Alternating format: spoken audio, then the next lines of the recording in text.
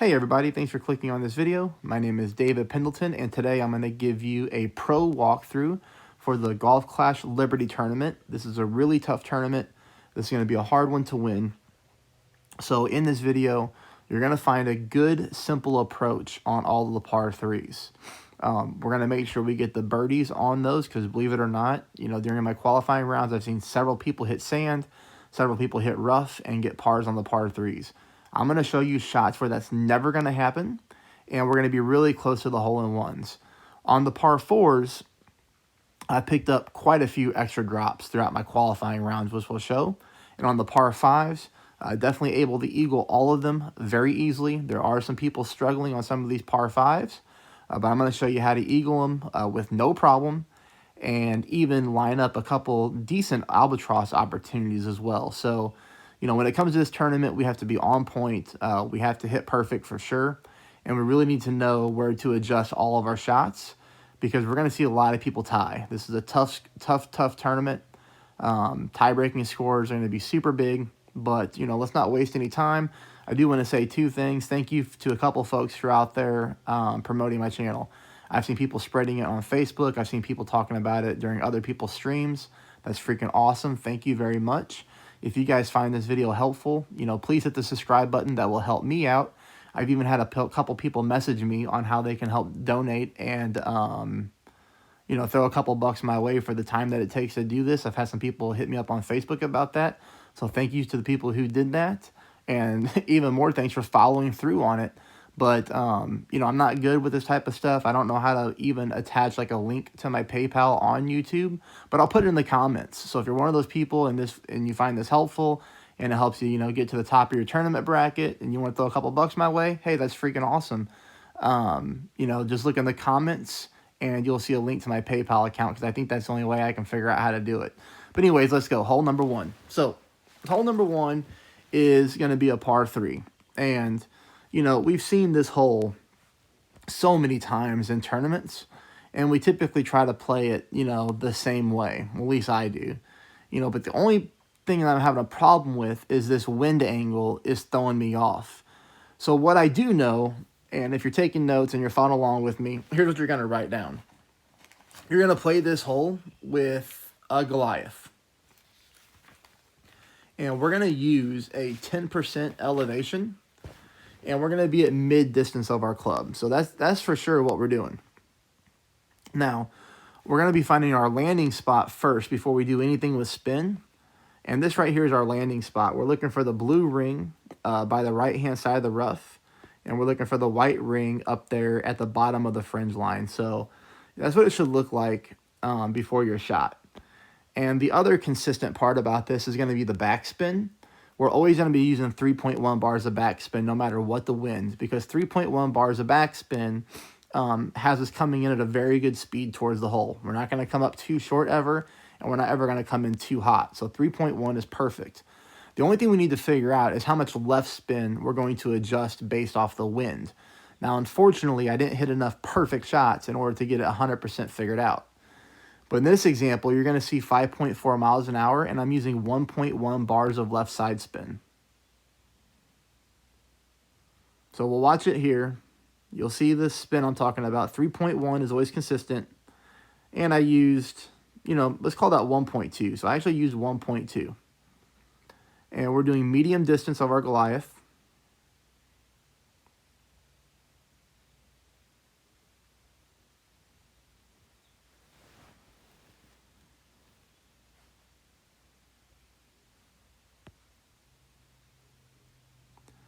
We get a perfect shot, and you see the speed is really good.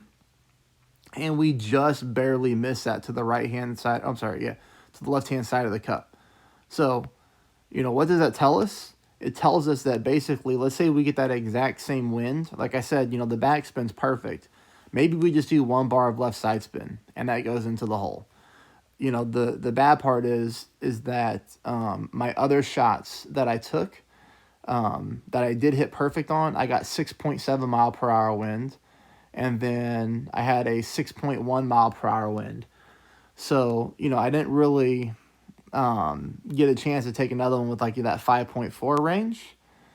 So whenever it was 6.7 wind, I tried to add more left spin because the wind angle was higher, and I still missed this exact same way. So I'm right on the cup.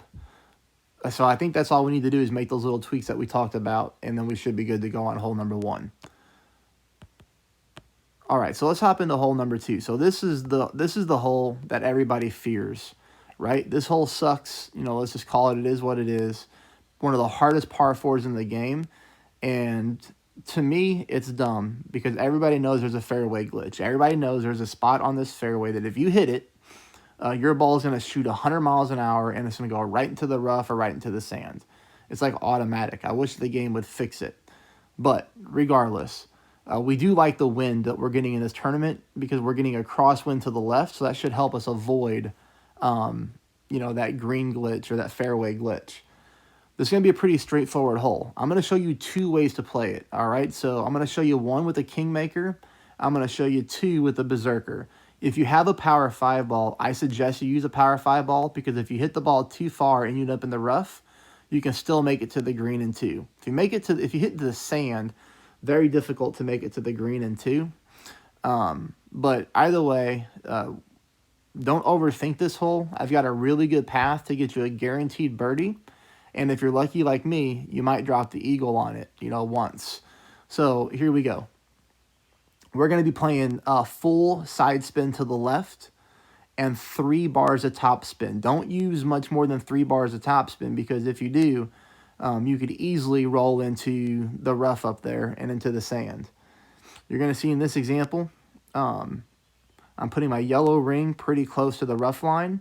And I also used 4 bars of top spin. But like I said, I'm cooling this off to 3 bars. And we're using half of a ball of left curl. No overpower. And you'll see right here why I'm taking off 1 bar of top spin. Just too close to rolling into the rough. Now, we hit that one 348 yards. So like I said, we don't want to go out here and annihilate the ball on this hole. Because with that type of yard range, we're going to be able to get us a sniper shot, and we're going to be able to bounce up towards the pin. So this keeps us at a very safe birdie. We just use a little bit of top spin here and some left spin to get us into the hole.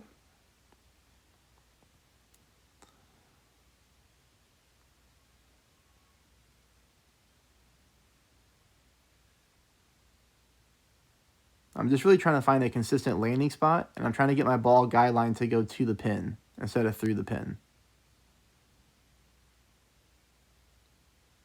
But getting a little rush for time, trying to set up the shot, I decided to go ahead and pull at max distance, with no elevation.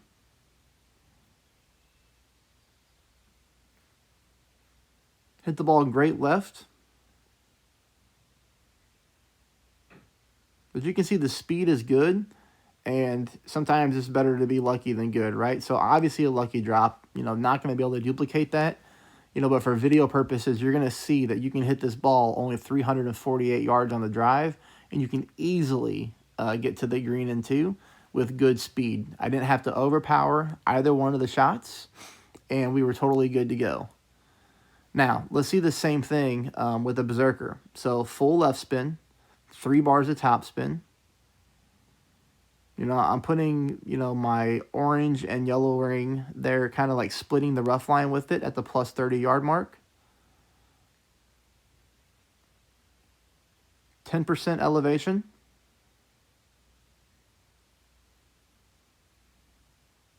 And half a ball of curl again. The thing that I would do differently using a Berserker is, in this one, I pushed up to max after I adjusted my rings. I don't know if you saw it or not. I don't know that we need to do that.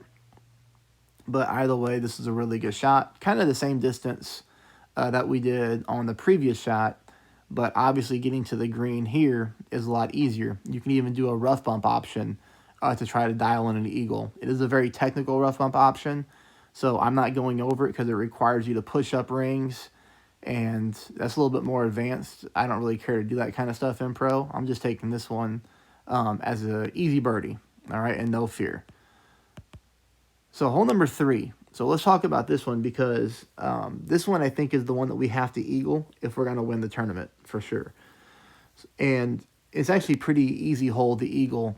Not as easy as a normal par 5 where you can get onto the green in 2. But I don't think a lot of people are going to eagle this hole. I think you're going to see most of the field get a birdie. So let's talk through shot number 1. This is very easy. Put your white ring there on the left-hand side of the rough line and use a little bit of top spin. So for me, I'm using 3 bars of top spin, 2 bars of right side spin, 10% adjustment, and then we need to get our distance back, so we're going to push back up to max. Don't overpower your shot. Just hit a normal ball. If you use 3 bars of top spin, 2 bars of right spin, and take a normal shot, you're never going to roll into the top of the rough. You're always going to come in on the fairway just like this. And I use the right side spin because it helps line up where I want to be for shot number 2. Shot number 2, all I want to do is I want to lay up before the sand. So I'm just taking my ball guideline, and I want to get in front of the sand line here. That's all I want, and that's all that you'll need to do. From that distance, we're going to have 2 funnel shots, and it's going to be up to you what you want to take, but I'm going to show you both. I'll show you the one that I'm playing, and then I'll show you another one that's on this hole. All right, so you see we're laying up there in front of the sand. So let's get into the real meat of this hole, which is going to be the funnel shots. So let me back up there.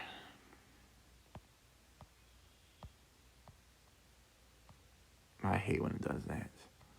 Okay.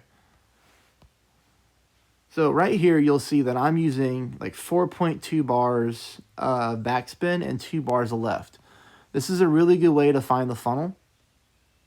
And you can see it, you can just stretch your club until you find it. But the most important thing that you need to know about how this green rolls is, that's hard to explain, but I'll explain it this way. So take a look at my ball guideline. You see how my ball guideline is to the top of the hole? It's not even in the hole.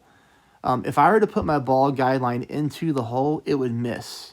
So you have to aim a little higher on this hole, but you don't want too much of an extended ball guideline because you don't want a lot of speed. You want it to look just like this. So let's try to zoom in here, and hopefully this works on the video.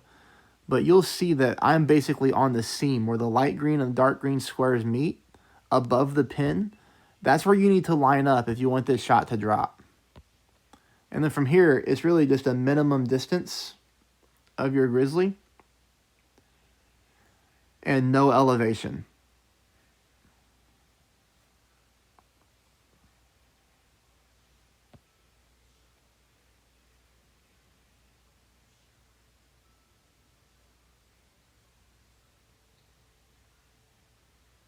So you'll see that even though we were aimed above the cup, we still came into the bottom of the cup. So that's how that green rolls. I like that shot.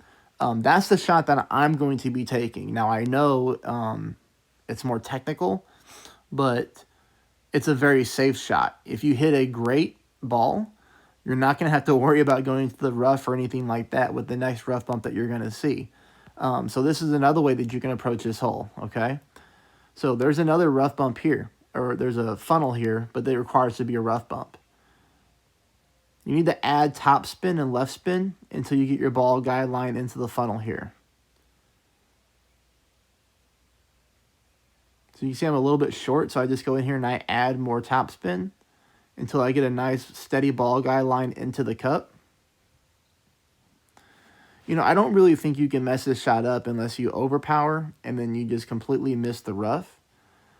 But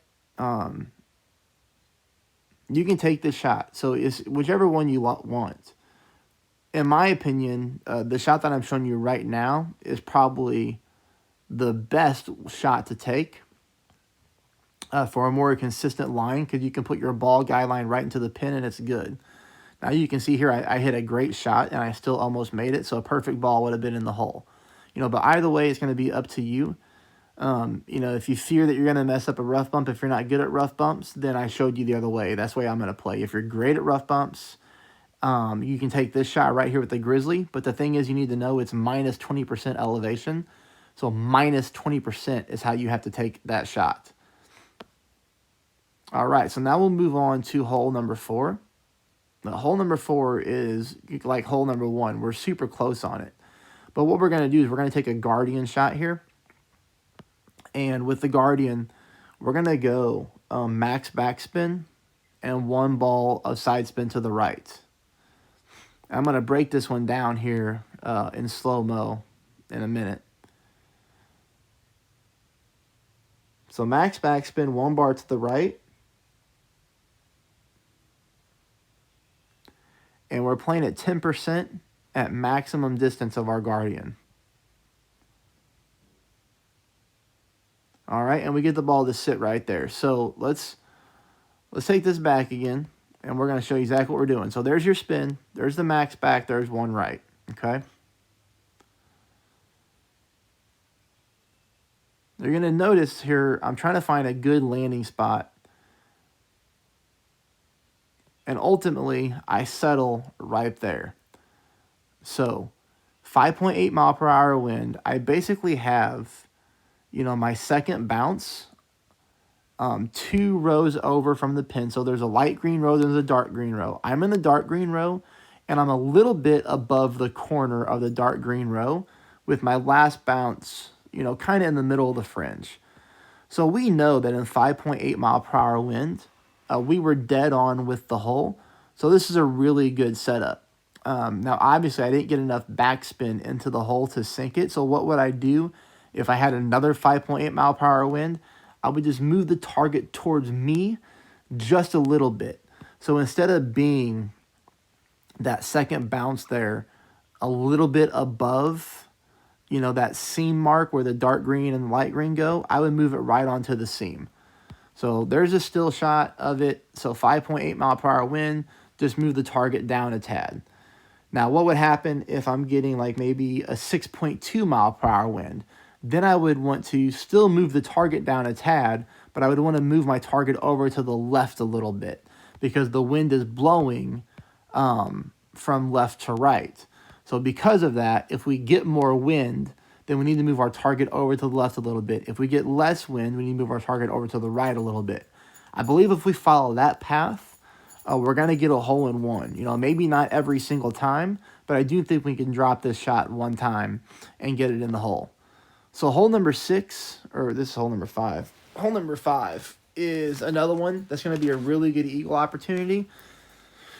If you've seen me play this hole before, this is how I always play it. So as far as the drive goes, I do line up here. And we'll take a look at the spin for a second. So, let's talk through the shot. We're going to go 5 left spin. And we're going to go 4 bars of top spin. And I don't want to get too much distance on the drive.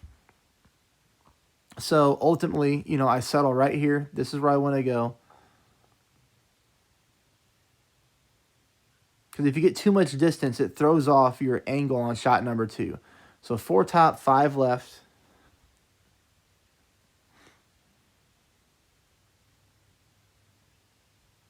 And we're going to adjust 10% elevation with a little bit of left curl.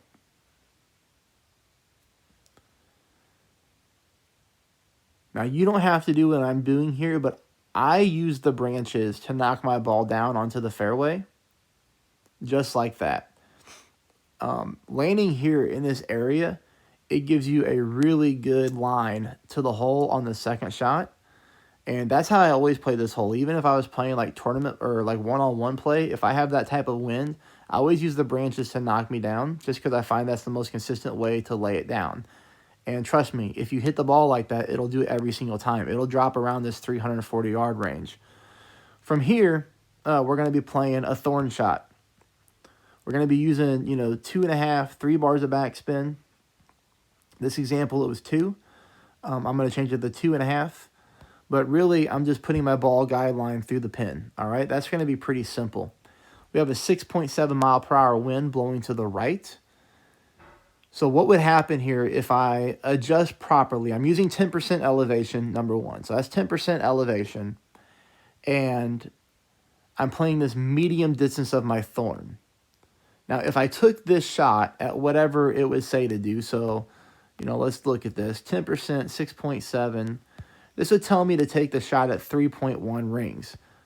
If I do that, then it's not going to go in.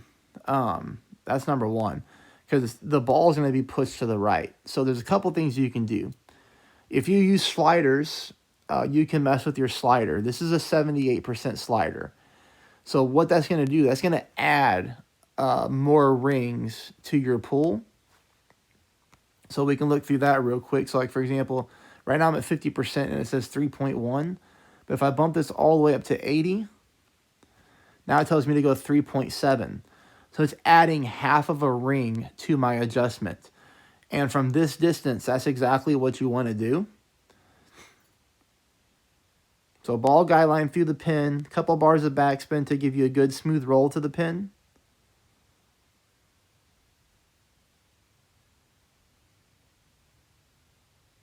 You see my adjustment here? I pulled it about 3.6 just to be safe. Because I do know you do get an aggressive roll. So we're using elevation plus a higher ring pull. And you'll see there, if I had just stuck with the 3.5 instead of the 3.6 or 3.7 that I pulled, we'd have been dead center of the pin. Now, that's what you're going to have to do in order to get the eagle on this hole. And if you hit the ball up higher than I did, then you'll have to kind of just tinker around with your slider and take down notes, just so you know about what range you're in. But if you don't care about using slider, then what I recommend is add about half of a ring to your pull. So if it tells you to pull 3 rings, pull 3.5. If it tells you to pull 3.5, pull 4. Because you will roll from left to right on this green, and you'll miss right a lot on your second shot, even if you hit perfect. So that's good advice for you on this hole, and that's how you get them to be a consistent eagle. So good luck with that one. All right, so hole number 6, we're going to pause this for a second because I'm going to show you how to play this one 2 different ways. A lot of people are struggling on this hole. You're seeing a lot of birdies on this hole because people are trying to go to the right-hand side, and they're trying to bomb the ball up the fairway, which you can do if you want. It's super risky. You got to hit a perfect shot. And even if you do, you may not roll through the rough, or you may roll too far to the next rough. And then that screws up your chance for an albatross. And if you hit a really bad shot, it screws up your chance to get on the green in 2 altogether. So let's just play it my way. My way is safe. You're going to get to the green in 2 no matter what, as long as you hit your drive. And we're going to show you how to line this thing up for an albatross as well with a big dog. But you do need a big dog, okay? Bring your big dog with you. And 2 ways to play. First one with the Titan. Full top spin, 3 bars of left spin. 20% elevation.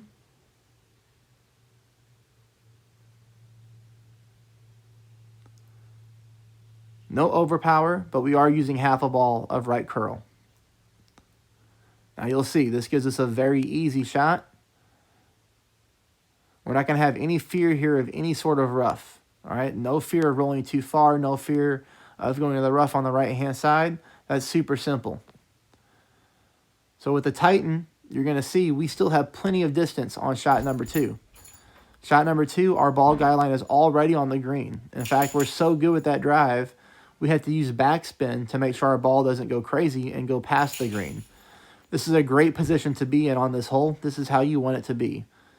At this point, it's a guaranteed eagle. I just line my shot up with no elevation at max distance of my big dog. We hit a perfect ball, and you're going to see we get to the green in absolutely no problem. Very easy. Now, if you have a money ball to spare, I recommend you use a money ball, a power 5 ball. And, you know, the side spin I don't really care about. So, you know, this is a power 5 ball with a side spin 1. And we're going to go full top spin. We're going to go max right spin. With the Titan, we use 3 bars of right spin. 3 bars is all you need. I wouldn't go any more than that. So max top, 2.5 bars, 3 bars of right side spin. That's all you need. With this ball, you know, it's 2 1/4 right side spin. 20% elevation, the exact same drive, okay? A little bit of right curl with no overpower.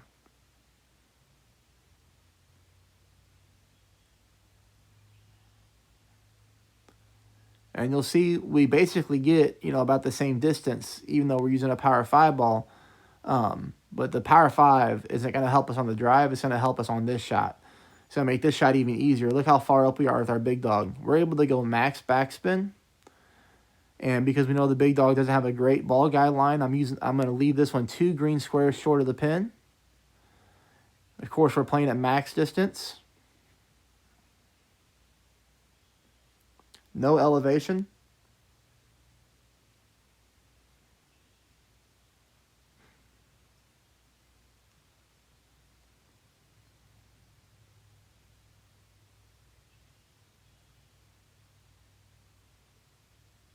And that's close to an albatross. So, that's a nice shot. That's a super easy way to eagle this hole, everybody. Don't mess around with it and try to get cute and go to the right-hand side. Because in my opinion, even if you hit the shot perfect, you're able to take a sniper to the pin, but it's still a tough albatross. So I like this shot. It's very safe. All right, so here we go. This is one that we can eagle for sure.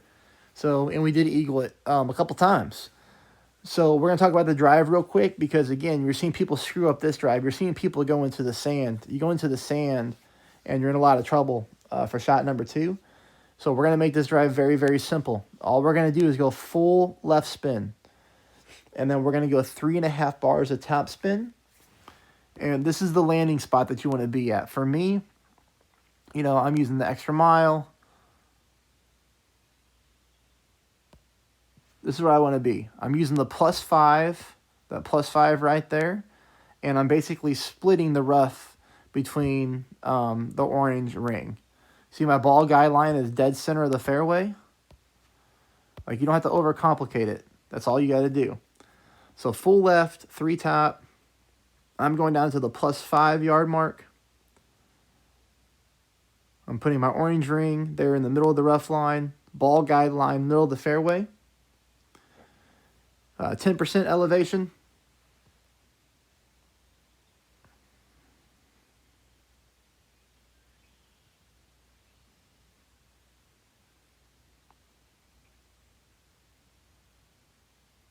Even hit a great ball, and you'll see no problem. Easy stuff. Okay, so let's talk about a strategy for shot number 2. If you're somebody who has money balls and you don't mind using them on pro, here's what I recommend. Use yourself a power 2 ball. All right, power 2, we don't need anything more than a power 2. I'd like to do a side spin 3. And you can do like maybe a wind resistance 4 or wind resistance 5. So like if you have like an enforcer ball, that's a 4, that's a wind 4, side spin 3, power 2. That would be a good ball because that will greatly reduce the wind on the second shot. This shot is easy. But the second shot, if you can reduce the wind, you're going to give yourself a really good chance to get a consistent eagle. But, we can still hit it, no problem with the katana. I'm using a couple bars of backspin and a few bars of right side spin just because I play this hole so much. I know how this green rolls. But, ultimately I'm just trying to find a good sticking point here and leaving my ball guide line just a little bit short of the pin because we're getting a little bit of a tailwind push. This is going to be a medium adjustment, so mid-distance of your sniper and no elevation.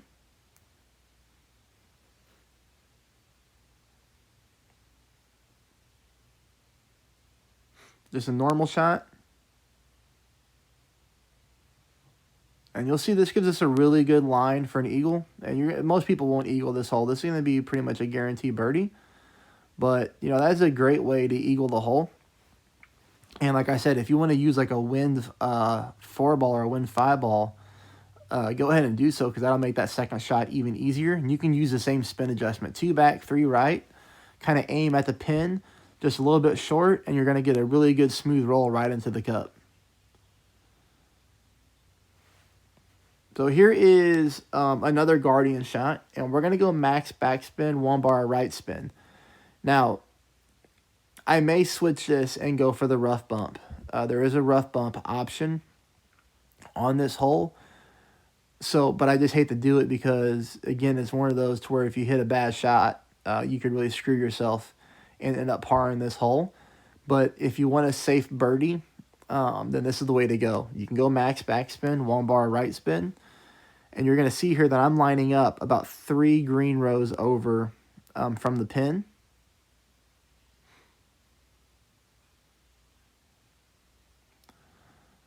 So that's the third dark green row from the pin. I move it in a little bit. You know, but on this one, I'm not finding a very consistent landing spot to dial in the hole-in-one. I can just tell you that I'm playing it. You know, obviously with the Guardian, I'm playing it 10%, and I'm playing it minimum distance of my club with full backspin and 1 right spin. It's pretty darn close. But, you know, the good thing about this shot is you're never going to par the hole. You're going to get a birdie every single time, and maybe you'll get a lucky drop. Now, on these par 3s, as the next round continues and I get a lot more cracks at them, you know, if I do get them dialed in for a very consistent hole-in-one, I'll post another video. So I've done that before. You know, this video right here is going to be a good guide to help you, you know, get to the top of your standings, because I have qualified, you know, the 3 accounts that I took pro this time, all at the very top. Even the -11 tied for number 1. So call it a bad bracket, but regardless, it's still there. But, you know, this is a very safe way to play this hole. There is a rough bump option. I am going to try the rough bump option on one of my accounts that I don't really care about in the next round and see what happens. But I was trying to dial this shot in. I've gotten pretty close, but I don't know if we're going to find a consistent landing spot to get the hole-in-one every single time. But we'll go to hole number 9. So hole number 9 is very simple. 5% elevation. We're going to go 3.2 top and then as much right as possible. We're going to put our yellow ring here on the rough line. You'll see the ball guideline is pointing onto the fairway, but almost pointing to the rough as well. So we're going to adjust this at 5% elevation. Maximum distance of our driver. And then I'm using half of a ball of right curl. That way I don't go into the rough like our ball guideline was pointing to. Perfect ball.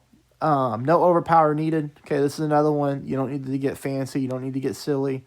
Just take the consistent needle speed, and you hit the ball right here, and you're totally good to go. Now, like a dummy, I did not save any of my shots on the second attempt on this one. But just so you guys know, well, I've played too many games since qualifying, so I don't have those shots anymore, but I forgot to save one.